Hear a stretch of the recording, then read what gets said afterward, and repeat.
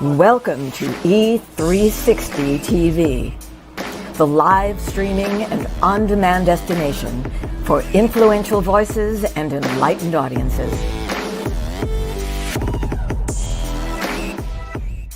We offer trending, grassroots, and purpose-driven content across a diverse range of interests.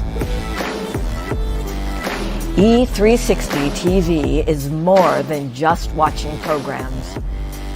We offer the ability to interact with live shows connecting audiences to real, authentic influencers and storytellers while streaming to millions of devices.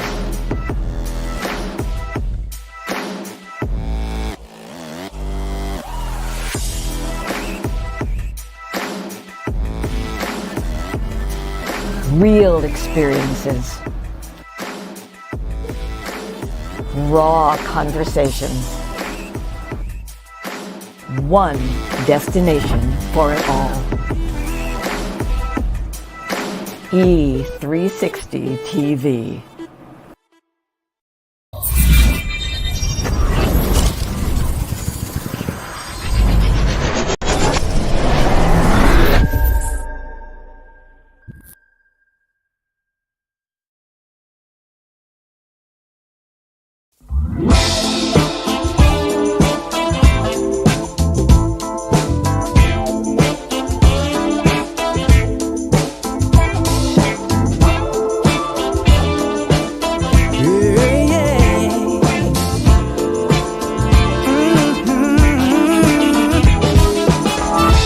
You and I are kind of similar. You may even be more good-hearted than me. I feel like you. Well, but in our longing hearts, we're all the same.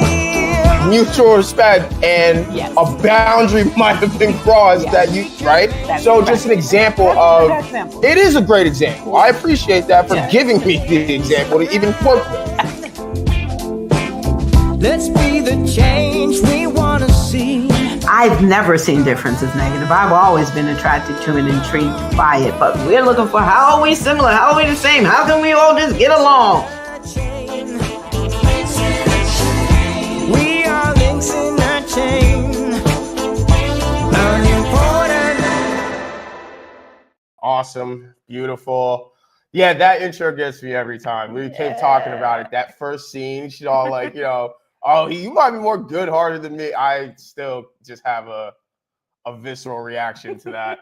But I'm not lying. I know. but see, because I know me. I know all of me. And then this is so True. great because we're going to find out some things today on today's show about things about ourselves that we aren't always aware of, because I know some things about me. True. But I'm Dr. Lynn. Yep, and I'm Justin. This is Working It Out Across Generations, the show where we talk all things conflict, big and small. And being that we have a conflict resolution background professionally, we try to offer some tips for reconciliation.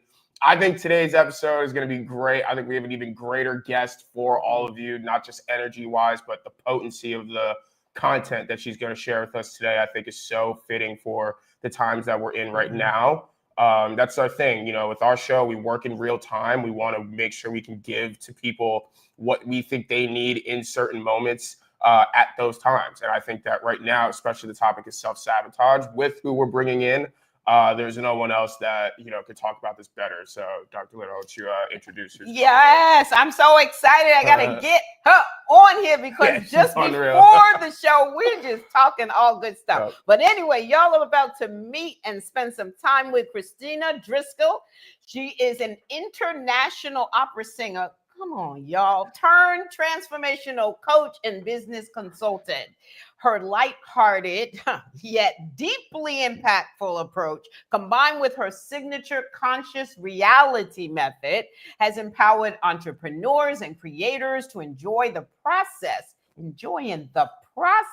of running their businesses with ease, fun, and flow. Since 2007, she knows her stuff, y'all. Chris's work focused on self-sabotage is backed by the science. Y'all know how y'all are about science. The science and evidence-based research of positive intelligence. She's also certified in business coaching, money mindset coaching, and serves as Gene Key's guide.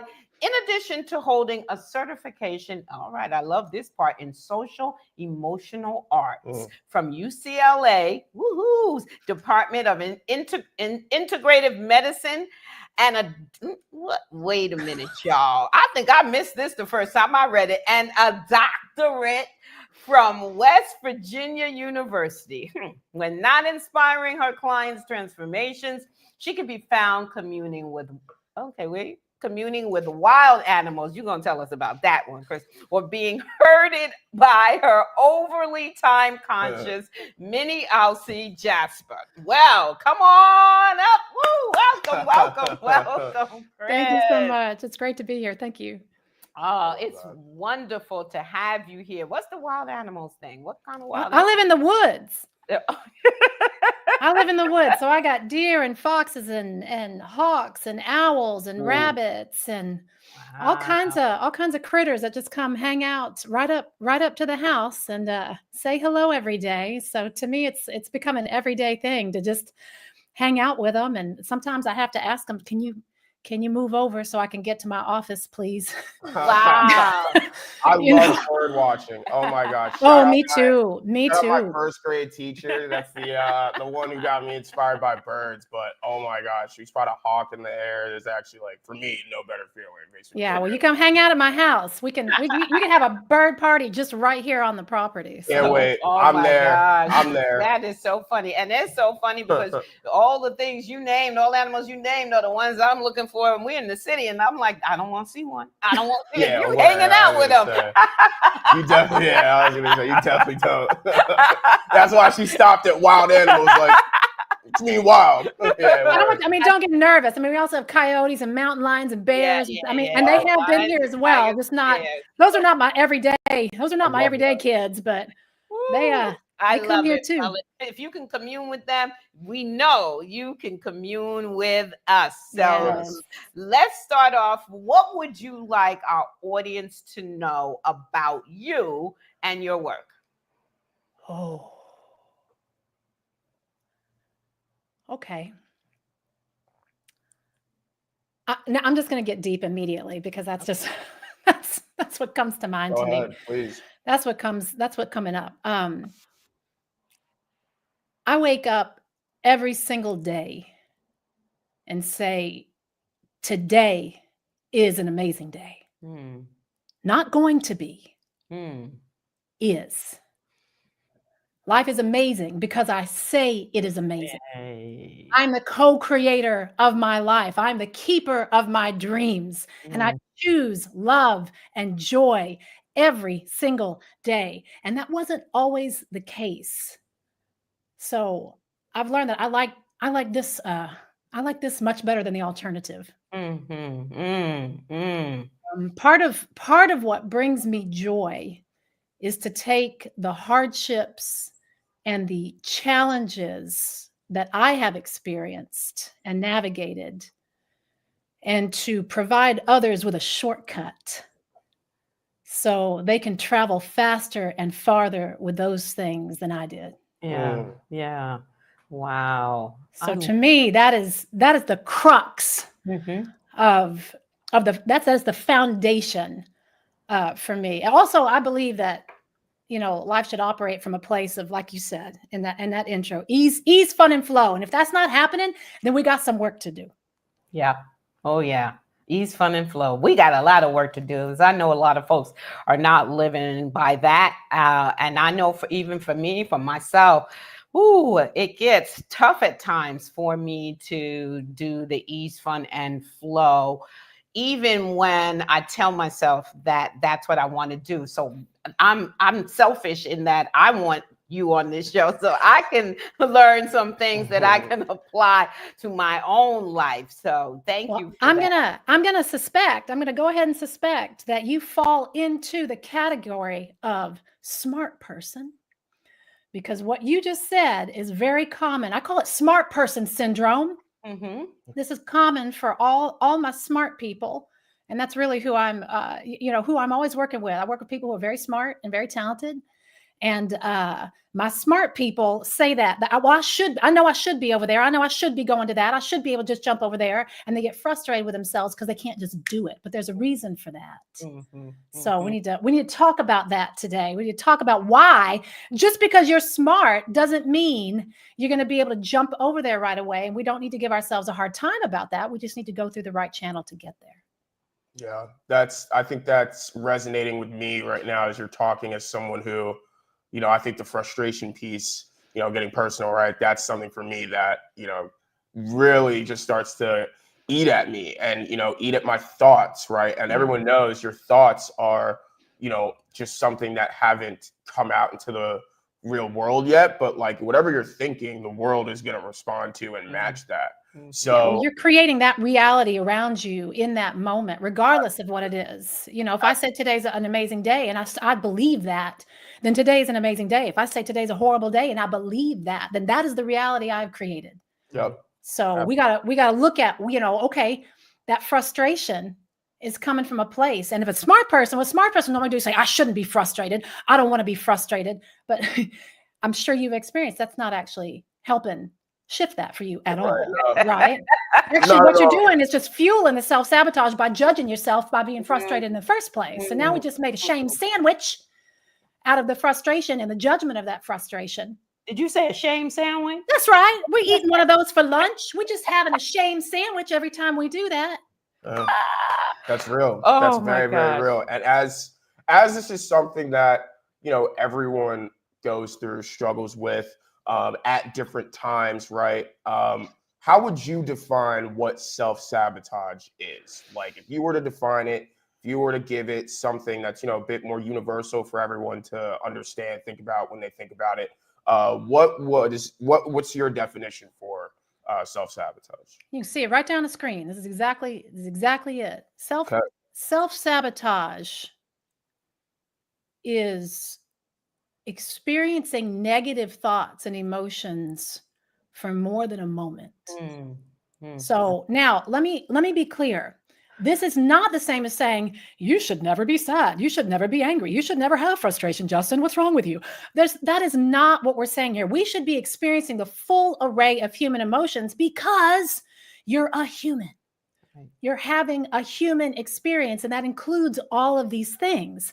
So to say, we see this is what we call toxic positivity, right? That you shouldn't have negative emotions. You shouldn't feel like that. That's not true.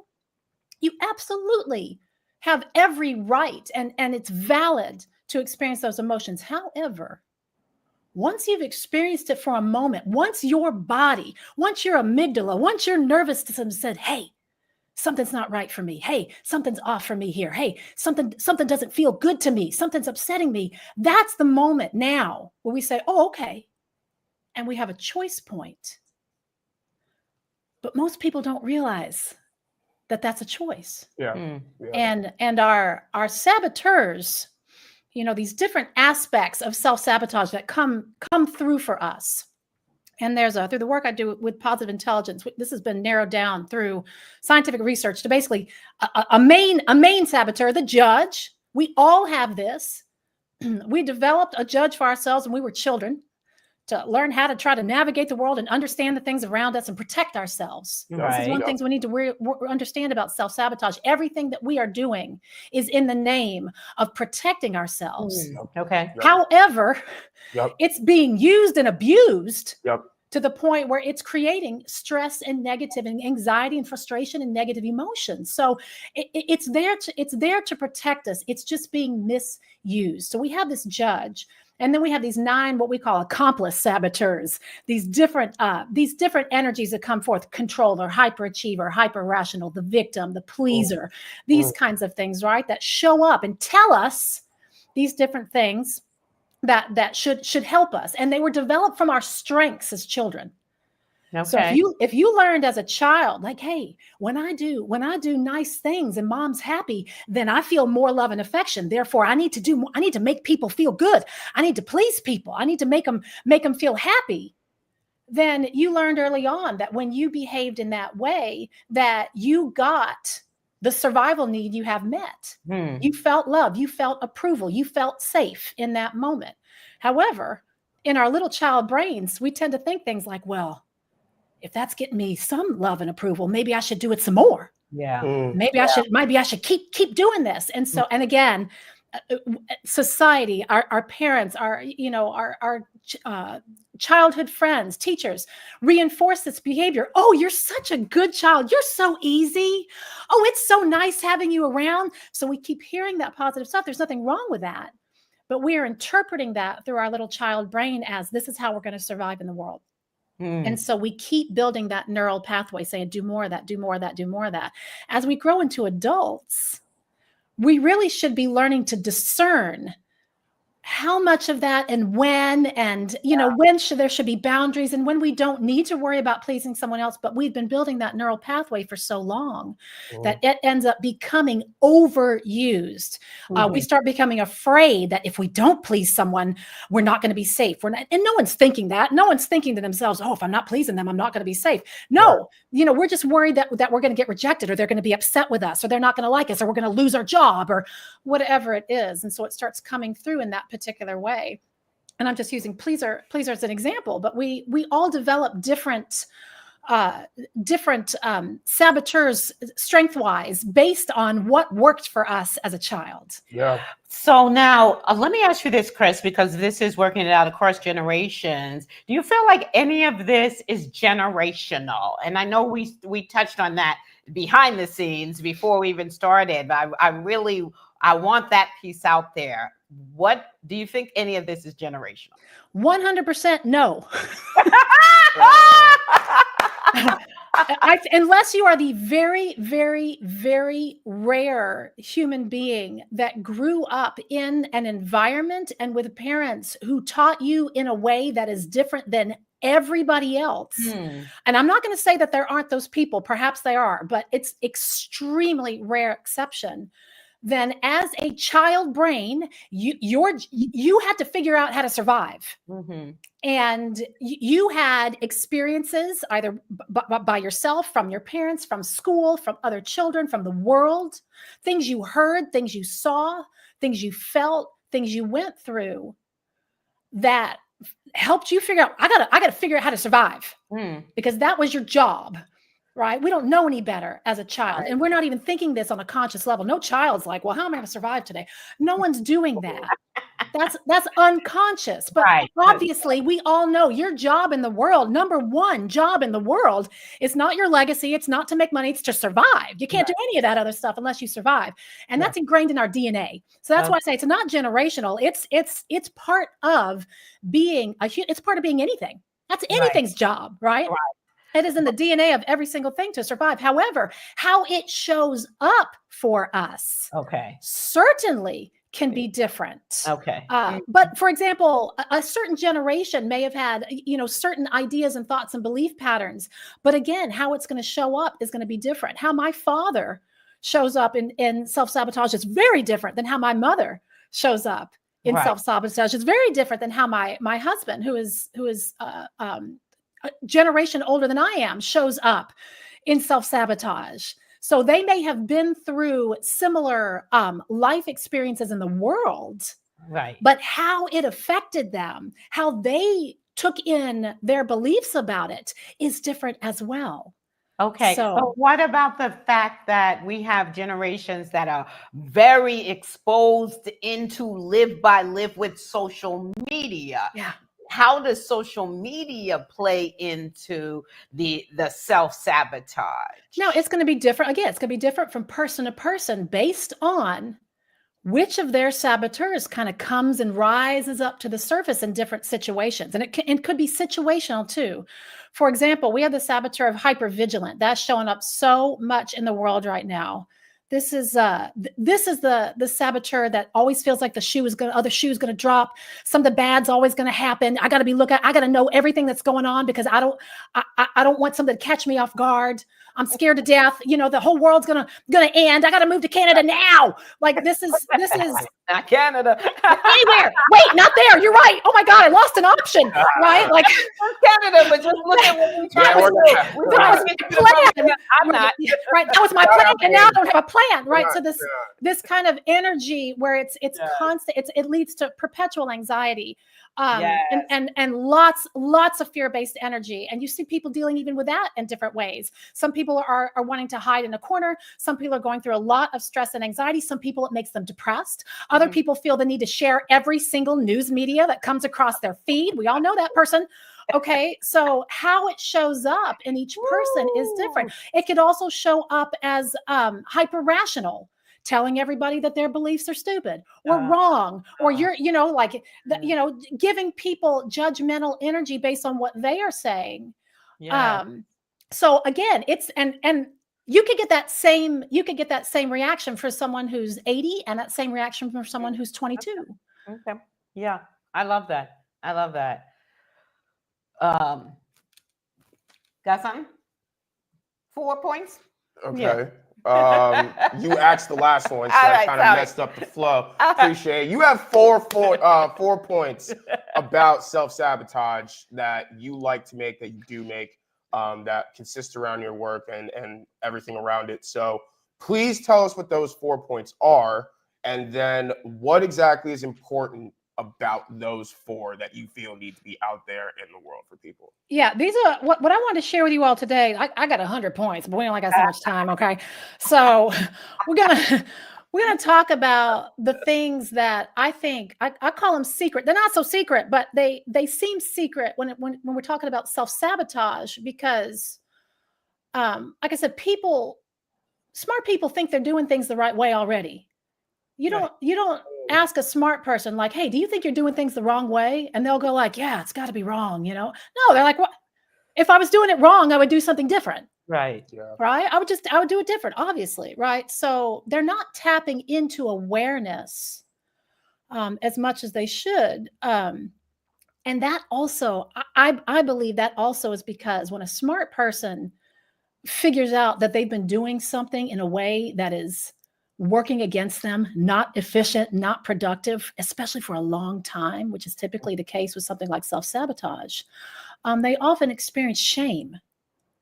There's often that they discover like, oh my God, I've been causing all this stress myself. It's not the world. It's not my business partner. It's not my husband or my wife or my significant other. It's me.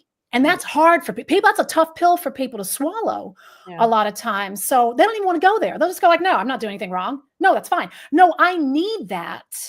I need to be hard on myself because that's how I get work done. Right. I need to push myself. I feel stressed, but look at what I did. Look at what I accomplished. Yeah. So they are, they are doing things in a way. And I say I'm including myself in this. I work on this every single day. I'm not over here excluding myself from this. It's a we, because this kind of work and coming to recognize how this was showing up in my own life. Because I consider myself too, I'm a smart person. Why would I be experiencing frustration and anxiety if I don't have to? Mm-hmm. That don't make any sense. But that's exactly what was happening. I was creating that pressure myself by the way I was perceiving things, by the thoughts that I was generating, the pressure I was putting on myself. So this ended up being life-changing work for me. It significantly improved my relationships. It increased my performance, it contributed to my well-being in a way that's sustainable. So I want to help other people see how this shows up, especially if, your first reaction is, well, that's not me. Mm-hmm. I don't self-sabotage. And I would never have described it that way either. Mm. If somebody would be like, are you sabotaging yourself? I'd be like, no. What's your next question? Mm. But that's exactly what I was doing.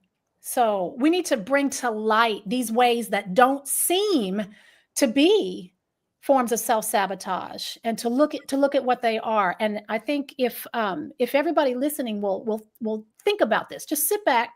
I will ask you to come to the table without judgment and without making an automatic response, but to just ask, is it possible that that's something that I do? Okay. Is it possible? Is that something that I and to think about it rather than go, I don't do that. Okay. That's what I used to do. I'm not half-hearted. Look at me. I show up. Look at that. But after thinking about it, I realized, oh, wow. Every time something doesn't go my way, I want to crawl underneath a rock. Yeah. I didn't. But if you had asked me, am I half-hearted? Am I kind of sort of doing the deal? I would have told you absolutely not. And yet, after sitting with that for a while, I had to really look at myself and do a deeper self-inquiry so that I wasn't looking at information like this on the surface. I was going in and really being honest. And that's what we really have to do in this work. We have to be very, very honest with ourselves. And the shame piece, I will say, if you will come to this with compassion for yourself, empathy for yourself, understanding for yourself, and I like to think about it, and this is the way we talk about it in this work, but as looking at it as your child self, because it is your child who developed these beliefs in the first place, and these ways of being in the first place, and these forms of protectors that became saboteurs in the first place, right? And we all still have a child archetype. We all still have that within us, right? And if a child came to you and told you something, hey, I'm worried about this. I'm scared about this. This is really frustrating me. You wouldn't look at that child and be like, I got time for that. Go do something. What message are you giving that child? You're telling that child your voice isn't important. What you have to say is not valid. Right? Your emotions and what you're experiencing right now, the world doesn't have time for you. And yet, how often do we do that as an adult? We're having these fears, we're having these emotions come up. I don't have time for that. I got a report due at 12, and we just push that aside and don't pay attention. So that's what I'm saying. Let's come with empathy and compassion for that part of us that needs to express this, needs to go through this. Even if it's not necessary, even if it's not warranted, we still need to listen. So we got to get to the point. I like to call this monsters in the closet, right? The monsters that's in the closet aren't real, but to that child, they certainly feel real. Right. And this first one is for false claims. That's right. False claims is one of the ways that we do this. So this shows up typically. The three saboteurs that show up for this for me are hyper-rational. That's the one that rationalizes everything, that don't have time for emotions, this kind of stuff. The avoider. The avoider comes up in this, and also victim. And by false claims, I mean moving our mouths with words that are not true. Things like, I don't have any time. That is not true. Stop it. If somebody just said, hey, I'm going to give you an all-expense vacation to Hawaii. We leave next week. Can you go? You wouldn't be like, I got time for that. You'd be like, I got to call everybody, move my meetings. I got to shift some stuff around. I'm going to see you over there. We make time for what's important to us. So I don't have time. I don't have any money. Stop it.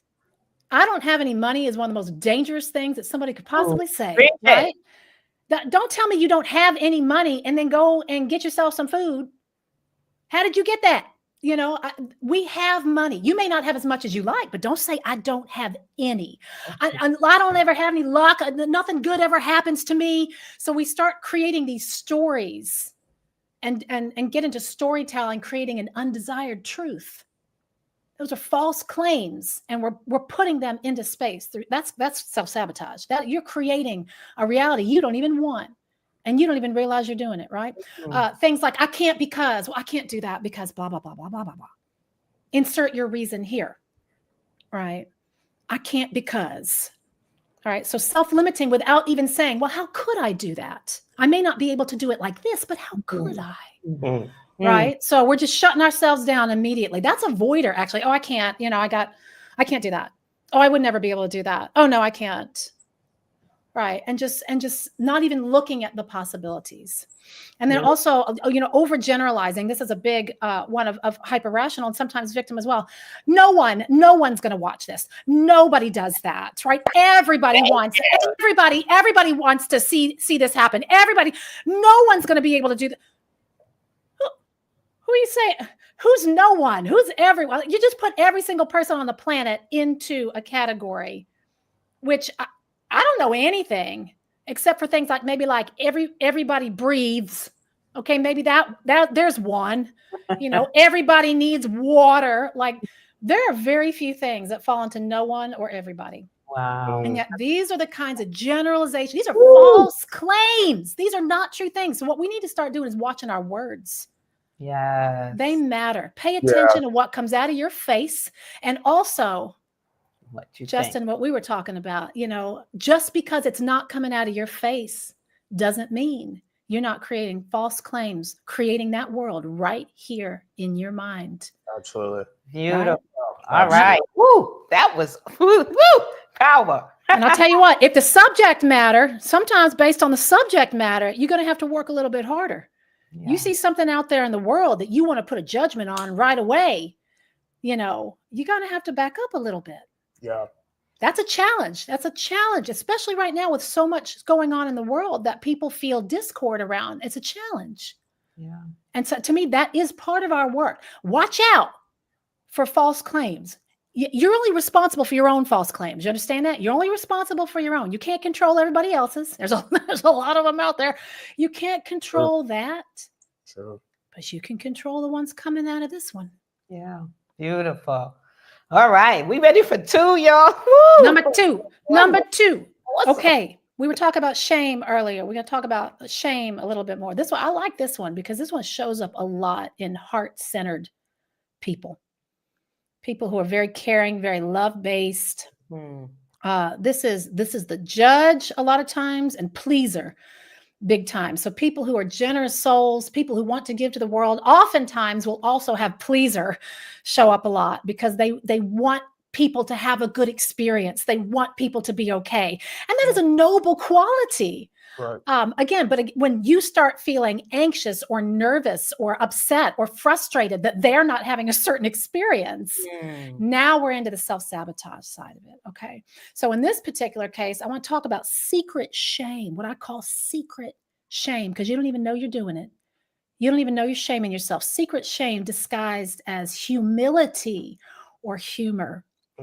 So this will happen a lot of times when a person is mentioning an accomplishment, something that they did that they should be proud of themselves about, and they are proud of themselves, but they don't want anyone to think that they're full of themselves. They don't want anyone to think that they think they're a big deal. So they'll say things like, well, I didn't complete the whole thing, or, I still have a long way to go, or, it's not perfect. It's not perfect. It's not as good as so-and-so's, but I did blah, blah, blah, blah, blah. I'm like, okay, what do we need that whole first part for? Why did we need to set this up as, well, I just want to make sure that I know that I'm not good enough. Yeah, wow. So what I'm doing is I'm through judging myself, through that pleaser saboteur, I'm actually self-deprecating. People don't even know it. They think all they're doing is making sure that you get it. A smart person thing. I don't want you to think that I think. They don't say it like that though. They say like, well, I didn't quite, okay, this is my goal. I didn't quite get there. There's still a long way, or they'll use humor. Self-deprecating humor, like, so I was a total idiot yesterday and I lost my file in the software crash, but I didn't have it backed up. However, this is what I was able to do. So, okay, just because you're saying it in a lighthearted way, your cells still just heard, I'm an idiot. Yes. Ooh. That's what they took from that. Yes. Because when you say, I'm a this, I'm a that, in something that is self-deprecating, and you say, but I did this, that makes but I did this a consolation prize. You're still an idiot, but at least you did something right today. Congratulations, I guess. That is so good. Damn. And I just peeked at the comments and you are resonating so well with our audience. Shout out Mike and Melissa. Thanks for tuning in and commenting. Yeah. So here's the thing, and I catch my clients listening all the time. I'm like, let's back up just a second. We're going to celebrate you in a second, but we're going to back up just a second and get rid of the whole first part of what you just said. Right. You don't need to qualify that you aren't done or that it's a work in progress. Guess what? We're never done. We're all works in progress. We all still have a long way to go, but we are all also works of art. Wow. So the end. Let's move on. We don't need to sit here and make sure everybody knows that we're not a perfect human. Neither is anybody else. Yeah. Ooh, all right. We don't need to put that in the front like a disclaimer every time we do something. You don't need a disclaimer on success. It don't matter how small it is. I picked up a piece of paper and I filed it today. I don't need to tell you also. Now there's 100 more pieces of paper on my desk and I haven't gotten to those yet. Okay. And I will, but I got that one piece. You don't need to do that. Yes. Why do I feel like I'm in church? Because that means you are seeing me. Everything I talk about, I preach to myself. I preach, and if it flows to you too, but I have to. This is all I come through myself to this because it's for all of us, And like I said, we all do it in different ways. For me, it's controller, it's hyperachiever. For somebody else, it may be pleaser, it may be avoider. It may be hypervigilant. So we're looking at how might I be doing this? Maybe not even outwardly, maybe just to myself. Yeah. A lot of people would never call themselves an idiot in public, but they say it in their own mind all the time. Yep. They pick up something, they're stupid. Oh, it's just so, God, no, you're an idiot. Yeah. Whoa. Hang on now. Yes. What's going on there? And then you wonder why at the end of the day, someone goes, how your day? You're like, nah. No wonder. No wonder. Yeah. Ooh, let's bring on number 3, y'all. Come on, bring number 3. Okay. Ooh, yeah, this one. Okay. This is showing up. This is our worldly, not just our worldly, but it's showing up a lot in the world today. So this is what everybody's going to have to sit down and think about this a little bit. I call this one, this secret way. Number 3, subconscious division. And I say subconscious because at least the people I work with, and I do believe most people in the world, if you ask them, do you want division in the world? They would not say, yes, sign me up. I really don't think most people would say that. I think most people would say, no, I would like everything to be in a harmony place. I would like us to have a system that works. I think most people would say that.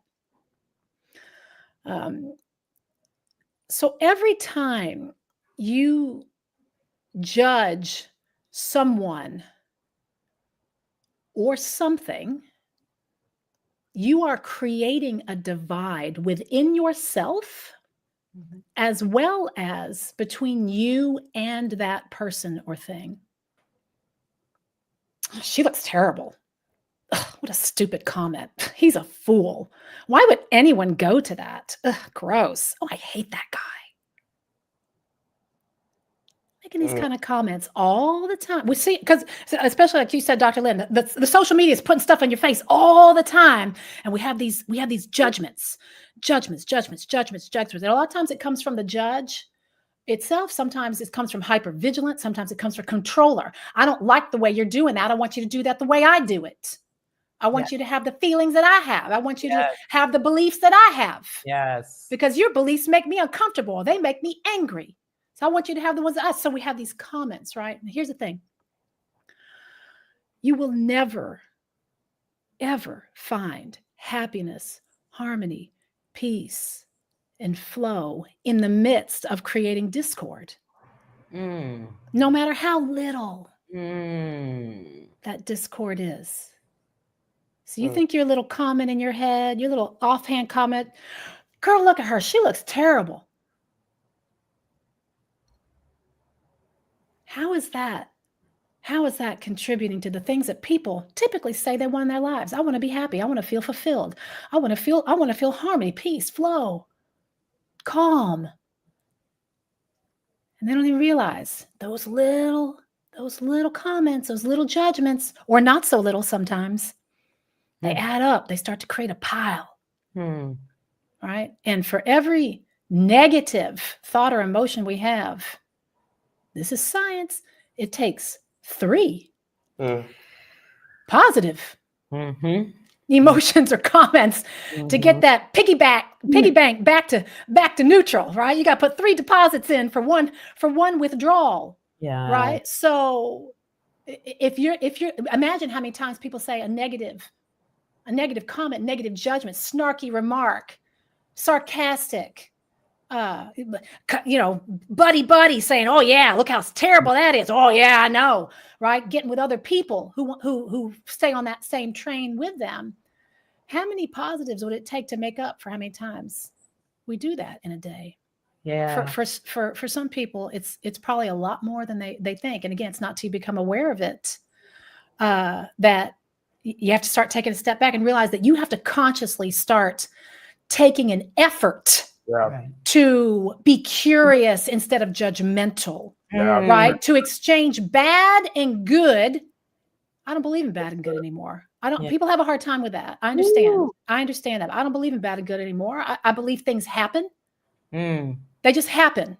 And I may not like it, or I may like it, but to judge it as bad or good doesn't exist in my world anymore. And that actually means that I have to think on a deeper level than just putting a label, slapping a label on something or a person.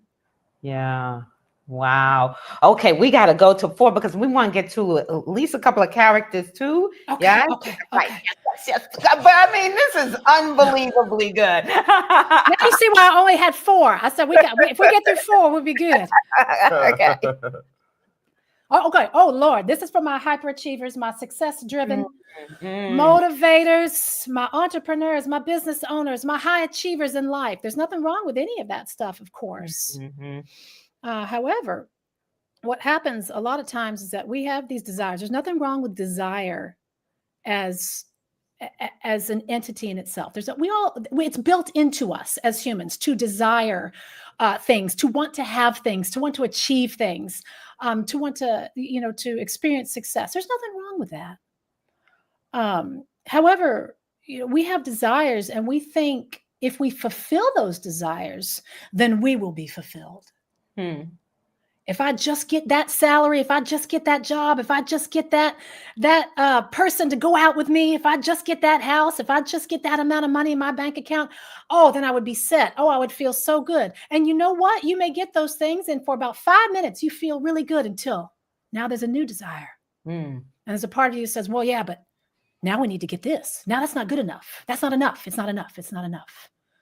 So we end up with this kind of blanket phrase that becomes put on repeat. If I could just fill in the blank, then I could fill in the blank. Right. And this implies that there's an end point. If I could just get that thing, then I would be happy. If I could just solve this problem, then I would be happy. But guess what? There's no end point. So if you're living like there's an end point, you're going to be playing that game your entire life. Wow. Struggle to get the thing. I feel so good for about 5 minutes. And now I got to start to struggle all over again. Because it's a bottomless pit when you do that. You put things in thinking that you're going to fill up the fulfillment bowl, but it's just a hole in the bottom when you're going at it that way.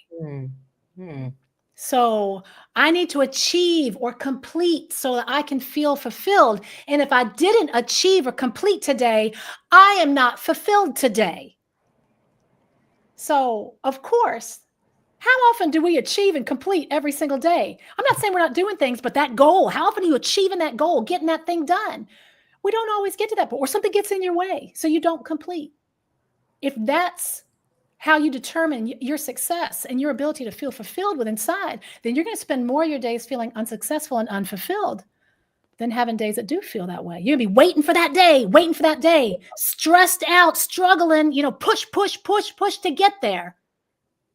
When what you could have been doing the entire time is realizing that you're fulfilled and successful simply because you exist. Yeah. You're just a delightful, ball of atoms put together in this particular manifested form today. That's what it is, And so just the fact that I exist and that my energy is having an experience in this world, I call that success. I showed up today, my eyes opened, therefore I'm already successful. Now let's go play. Now let's go play. Right? As opposed to, I need to do something today in a certain way in order to say I have permission to feel fulfilled. I don't need something outside of me to give me permission to feel fulfilled. That comes from within me. Yes. So we gotta watch out for that bottomless pit that'll tell us we need something out here. If we get that thing out here, then this in here will be okay. That's why I named my business Gilded Within. I didn't call it Gilded Out There somewhere so that I could feel better within. I didn't call it that. Yeah. I love it. Woo, yeah, that's real. It. That's real. And I think that's why, we see so many people not, able to just enjoy the fruits of their own labor. That's right. You know what I mean? Like I love how much you've been talking about, using the words like permission and like things like that, right? I don't even think that we think about it in that way, right? It's like that's just a part of going to work, right? Part of going to work is feeling like crap so that you can do the best that you can do and continue to wake up to feel motivated, right? And on this show, we definitely are the ones to ask the questions of, within everything, how much is too much? Because too much anything can become unhealthy. Too much anything can become, absolutely, can become detrimental to you. And so, it's one thing to do that, like we said, for a moment in the definition, for a moment in the gym, right? We talked about in self-sabotage or shame or anything like that as a motivator, right? But then again, to leave with those thoughts, to bring those thoughts to bed,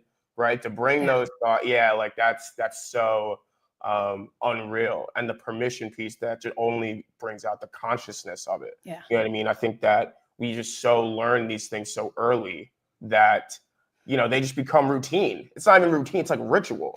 Well, it's become ingrained us, right? This is all, we think it's us, but it's not you. It's your neural pathway. You built a neural pathway and then you kept building it and building it and building it and building it. So now it's super strong. It is like going to the gym.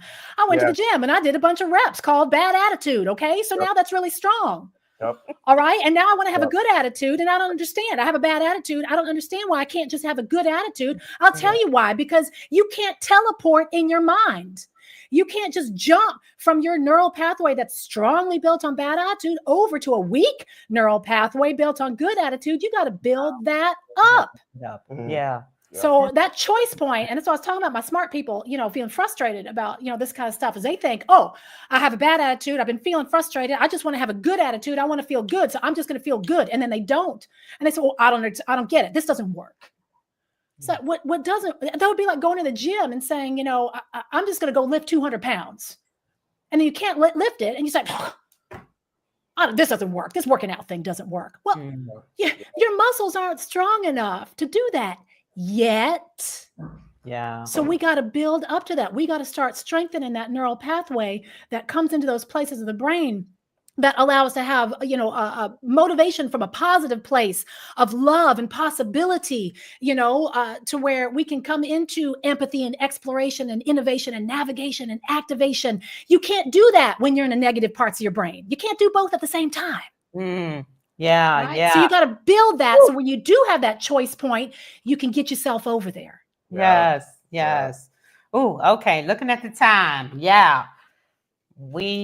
Okay. So I know you work with characters, and we at least want to bring one on, because I'm looking at the time, because I also want to make sure we leave time to let people know how they can work with you, where they can find you, all that stuff. So do you have a character you can introduce us to? Sure. I'll introduce you to my I have two that are top for me that I really have to look in the face every day. Hyperachiever is the number one for me. And I think I've always been like that since I was a child. No one put that pressure on me. I actually put it on myself. I did things well as a child. And so I learned, I get a lot of attention for that. So I should do things better, even better. They should be perfect. And so I became a perfectionist as a child. I call myself a recovering perfectionist. But hyperachiever still shows up saying you need to do more. So I show you, I got these guys, I've mug shots of all these guys. I I developed characters out of my saboteurs because I feel like this is heavy work if we don't look at it from a place of lightness. You know, it's already tough. It's already tough to look at yourself in the face and say, you're beating yourself up. You know, what you going to do about it? So for me, looking at it in a way that's light and fun and takes the pressure off of us experiencing that is the way that I like to do this kind of work. And so the more I thought about these saboteurs, I realized that they each had a personality that would come out, at least in my world. And I encourage everybody to do this for themselves and what their own ones look like, you know, but I'll show you a picture of my top saboteurs, my hyperachiever, and they all have names with acronyms. So this is Simon. Okay. And Simon's name stands for Success is My Only Need, Simon. And Simon ended up being based on, because this is the voice I hear in my head. It's always the voice of this Slavic coach that I had when I was singing, you know, I was performing. And so Simon shows up and says, "What are you doing? Where is the work? How many clients did you get today? How much money did you make? Did you make any? No? What are you doing? Why are you going to sleep? Why would you sleep when we haven't made any money today? You know what? I know you're enjoying what you're doing right now, but we could be working. We got how much could we get done if you weren't doing this whole rest thing? You feel sad? We don't have time for this. We don't have time. Come on. So constantly drive, push, making me feel bad if I want to take a break, making me feel like I'm being lazy. You know who sleeps? Losers. Get up. You know, this kind of, I'm laughing because I know this character so well. It's so relatable, right?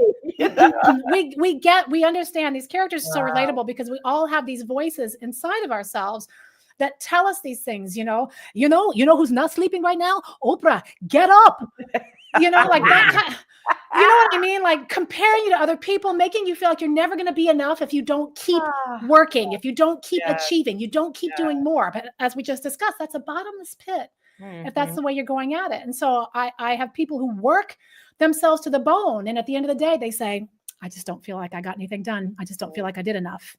Yeah. And that is because of this guy. Except for me, it shows up as a masculine entity. For somebody else, it may show up as something totally different. To each our own, as far as what how your saboteur characters show up for you. We all have our own our own voices and our own ways that they show up. So for me, that's how my hyperachiever shows up. That's for sure. That's beautiful. That's beautiful. I love that. And I'm so sorry. I wish we had even more time for you.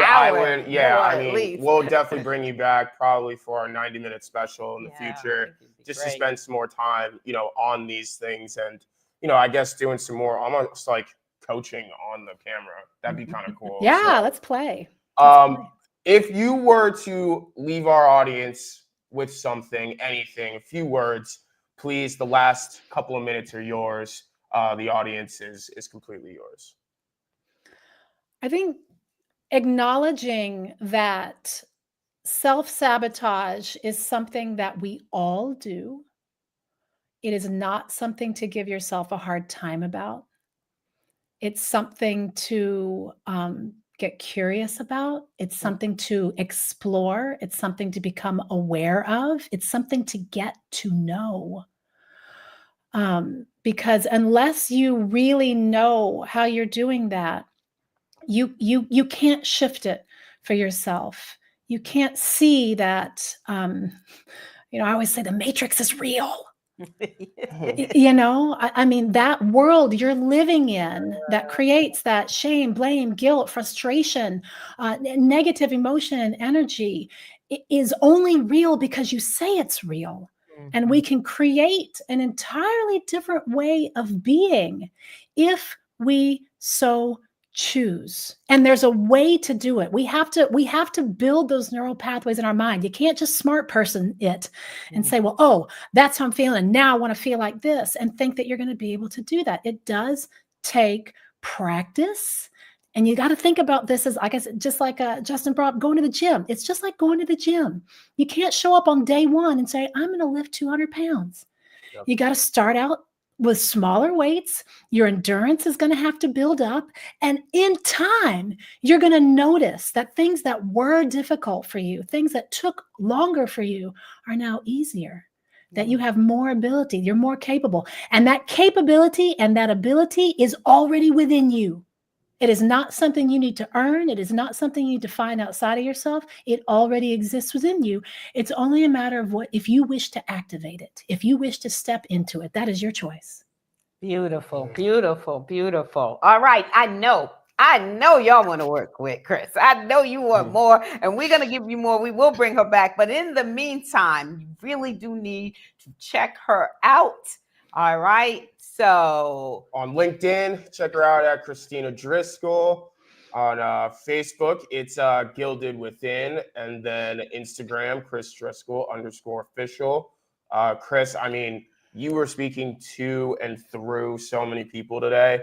And I know that you're doing that constantly, every single day. And I think that you are one of the true, at least that I've seen in my lifetime so far, true testaments to, making choices, right? Like just that we have more autonomy than we think in regards to our now and our future. You know what I mean? Our past, those things happened, even things that were 30 minutes ago, right? The 30 minutes ago to this call happened, right?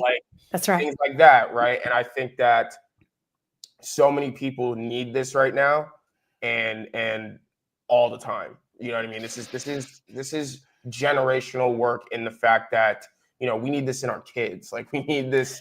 This needs to be something that every generation gets on track with and saying,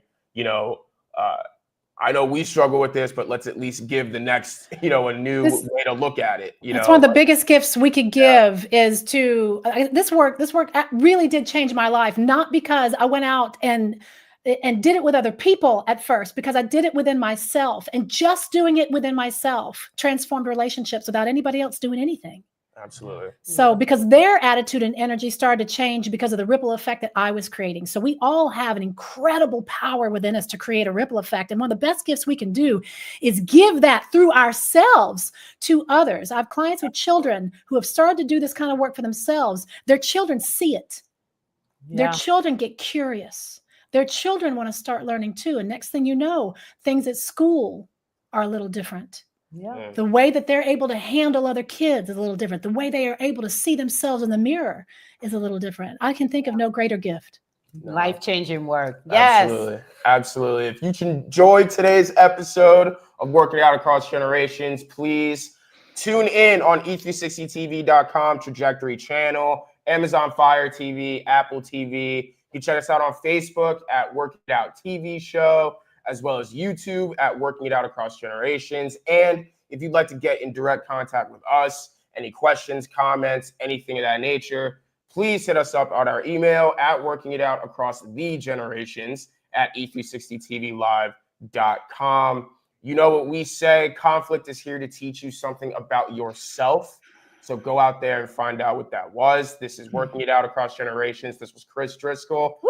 I'm Justin. And I am Dr. Lynn. Absolutely. And we will see you next week. Next week.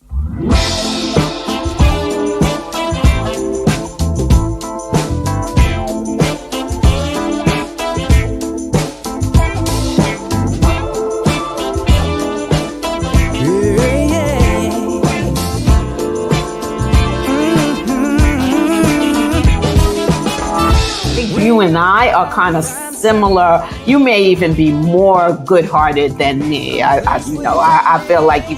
Well, but in our longing hearts, we're all the same. Mutual respect and Yes. a boundary might have been crossed that you, right? That's So right. just an example That's a of, good example. it is a great example. I appreciate that for Yeah. giving me the example to even work with. Let's be the change we want to see. I've never seen differences negative. I've always been attracted to and intrigued by it. But we're looking for, how are we similar? How are we the same? How can we all just get along?